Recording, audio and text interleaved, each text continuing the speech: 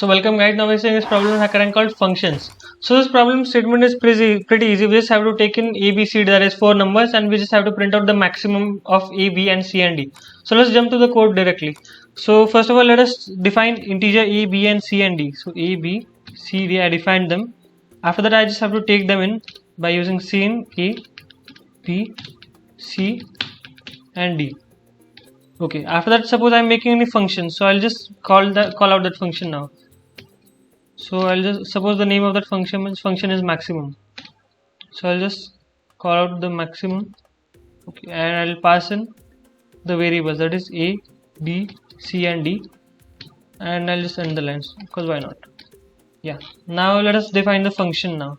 So for defining the function, it will be an integer function because I'm going to return the maximum value. So integer of maximum, and it will consist of integer A, integer B, integer C and integer D. Okay, and inside it now, see there are two ways to solve this problem now. So suppose we are going by the algorithm way, that is the longer way. What we'll do, so if A is greater than B, and then we'll check. So for greater than, we just have to write if A is greater than B and so on. So I'm referring to this thing. So if A is greater than B, then we'll check if A is greater than C, then we'll check if A is greater than D, then we'll print out A because A is the greatest. Then we'll do, if actually instead of 4 numbers, let us see for 3 numbers. So for 3 numbers A, B, C, what we'll do, we'll check if A is greater than B and C. Then if it is greater than B and C, we'll print out A. Then what we'll check, so we saw for greater. So now if A is less than B, then we'll check if B is greater than C. If B is greater than C, we'll print out B. But if B is less than C, we'll print out C. That's what we do for 3 numbers. So basically this is a really long method. So this was just for three numbers. So if we see for 4 numbers, we'll have to go much long actually. So instead of that, see, this is what we programmers do, right? We are supposed to come up with easier logics or easier codes to any solution. So what we'll do, I thought of it, I'll just create an array of A, B, C, D, and I'll print out the maximum value of that array or the maximum element of that array. So we don't have to go with that algorithm and all. So I think that's what we programmers are supposed to do. So I'm going to solve this problem by the arrays method. So what I'll do, I'll start an array of 4 integer. The array will be obviously consisting of integers, 4 elements, that is A, B, C and D. So I'll just start the 4 elements C and D. Okay, and after that I'll have to count the length of that array. So integer length of that array equals to the size of AR divided by the size of, okay, hold on, integers. So AR of 0.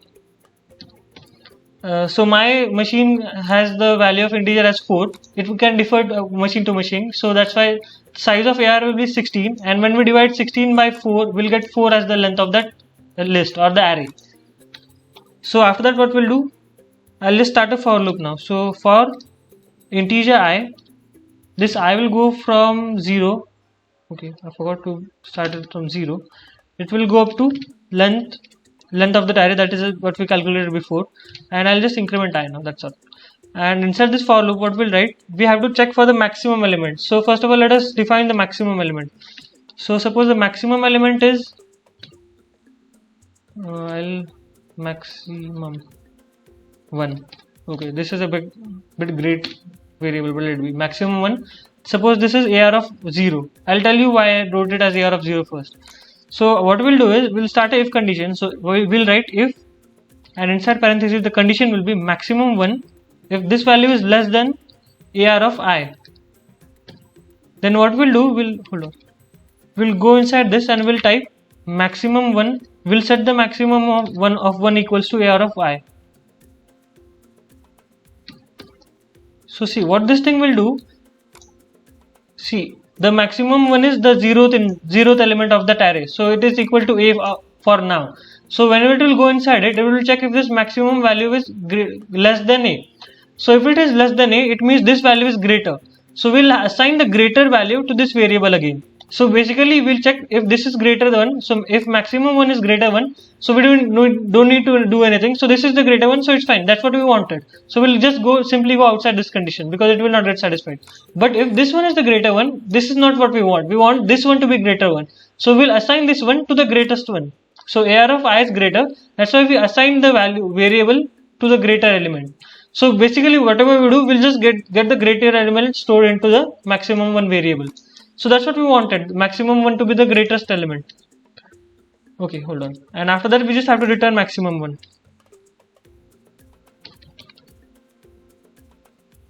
Okay, I think it should work, but maybe I must have forgot any colons and all. Yeah, I think I forgot. Yeah, I knew it. Yeah, again I forgot. Wow. Okay, this is what happens because I do coding in Python as well, so I forget colons. So see, 3, 5, 7, 9. 9 is the maximum value. We can check for greater elements as well. So suppose we write any greater elements. I'm writing everything now. So see, 3, 3, 2, 5 was the greater one, so it is right. So it works actually.